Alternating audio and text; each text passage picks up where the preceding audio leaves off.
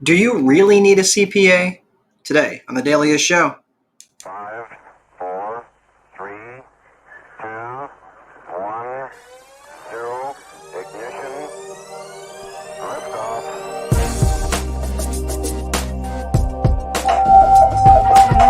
All right, everybody, welcome to the Daily Show, and a show not just for rental housing providers, but anybody looking to get more time wealth on your calendar, small business owners, or maybe even just people who are looking to get into the rental hustle.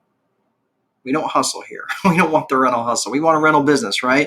But if you are looking to get in the rental business, welcome to the show. It is always good to see you. So today we're going to be talking about do you really need a CPA? And this, of course, coming out of the weekend mastermind that I just held for my inner circle coaching students.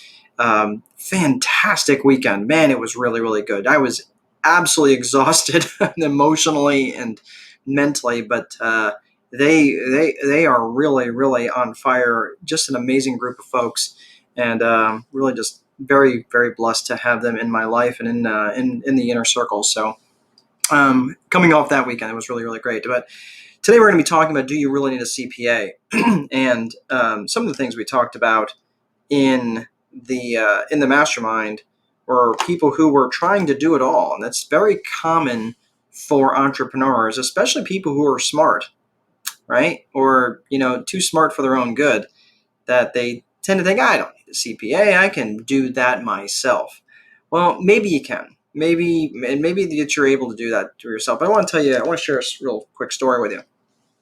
I was the assistant controller for the Marriott Hotel in St. Louis that was right across from the airport. So it was a pretty busy place. And and I was probably about maybe I was just coming up on 30, so I was maybe a year or two out of college because again I had gone in the Marine Corps first, and then I went to school, got my degree in accounting, and I worked for Marriott for a little while. So I'm there learning the job of corporate accounting, learning the ins and outs of being an assistant controller, and it never failed. About I would say maybe about once every 6 months or so, we would get this flood of the folks either from the marketing area or from the sales area, but they would come in and they'd go, "Hey, do you have a second? Sure. What's up?" It's like, "Well, I have a question. I have a tax question for you, right? Or I have an accounting question for you." And they would say, "Okay, well, yeah, I'm trying to fill out my 1040," and I'm like, "Whoa, pump the brakes." Uh, I don't know anything about tax accounting. I mean, I know enough to be dangerous, but I know my personal tax situation.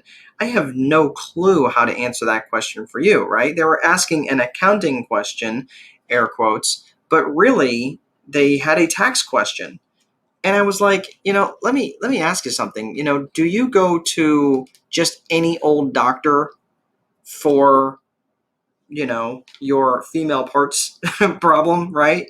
No, you go to a gynecologist, right? You go to an OBGYN or whatever. You go to someone who specializes in that area, right? If your knee hurts, you don't go to an ear, nose, and throat doctor. Just like in terms of accounting. There are very broad ranges of accounting in terms of what accountants do. And yes, even though we both speak the language of numbers, just like all doctors speak the language of healthcare and medicine, they're not related. They're not even, I mean, they may as well be working on truck trailers because they're very vastly different. So bringing this back around is, I directed her, I was like, you know what, you really need to talk to a tax preparer in terms of what it is that you're doing vis-a-vis a CPA, right? Have that conversation with somebody who really knows the tax laws, who really knows your personal situation, and and can give you the best advice. I don't want to give you advice because I don't know anything about your personal situation, right? And the reason this is coming up is I've seen this happen so many times in Facebook forums, especially business Facebook forums that are focused on real estate, where someone is asking, hey, should I sell this property? And there's no shortage of answers. Hey, this is what I would sell it for. This is what I would get out of it. Should I sell it? This sort of thing. And it amazes me how they're not even really doing the math right, because they're not factoring in something called depreciation recapture, which is when you depreciate the property, which is one of the huge benefits of owning real estate, because you get a non-cash deduction off of which legally offsets wage income, right, and future income. Um, but you get non-cash deductions, meaning like you don't have to spend the cash to get the deduction. That's what depreciation does. You also get the amortization of interest, meaning you can deduct the interest. As a loan amortizes, you get to deduct that, and lots of stuff that you can deduct. The interesting thing, though, is that the advice that people are giving is anywhere from just flat wrong to incredibly um, not based on that person's or that personal person's situation, right? Because they don't know their personal situation. They don't know. I mean, if that person is making $10 million a year as a doctor, their situation is going to be substantially different if they were making $30,000 a year as a waitress. Substantially different situations. And yet, this is where people are going for their tax advice. Not to mention, the states are all different. When my sister, in the early days, back when I was getting started in real estate, my sister, who is a CPA, she's also a school teacher, probably one of the smartest people I know. She's incredibly intelligent. She knows the tax laws, but she also knows the tax laws for New York State. She didn't really know them that well for the state of Indiana. So she's like, you know what, Mark, your tax situation is getting more and more complex. You really need to find a tax person there locally who knows those laws and can give you the best advice. I wasn't upset about that. I was like, yeah, that actually makes total sense.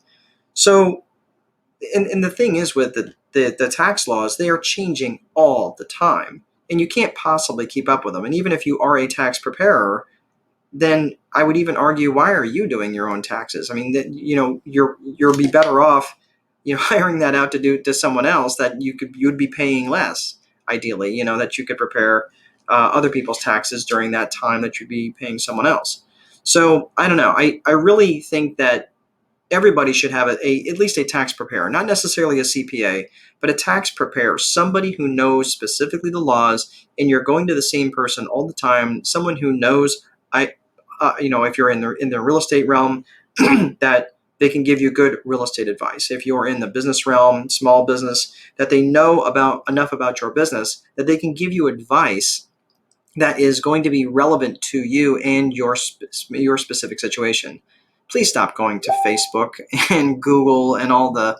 I mean, you can get basic advice there, but at the end of the day, when you're making those decisions, make the best decisions based on an individual who makes their living and does well at this and has to have continuing education all the time just to keep up with all the changes in the laws and the best strategies and so forth. So that, yeah, honestly, the answer to that question, yes, you do need it. Maybe not a CPA, but you do need a tax preparer that specifically knows your tax situation. Over time, it would be great if it was the same person. That way you can develop a relationship with them, let them know what it is, what your vision is, what you're trying to get to, and they can become your partner rather than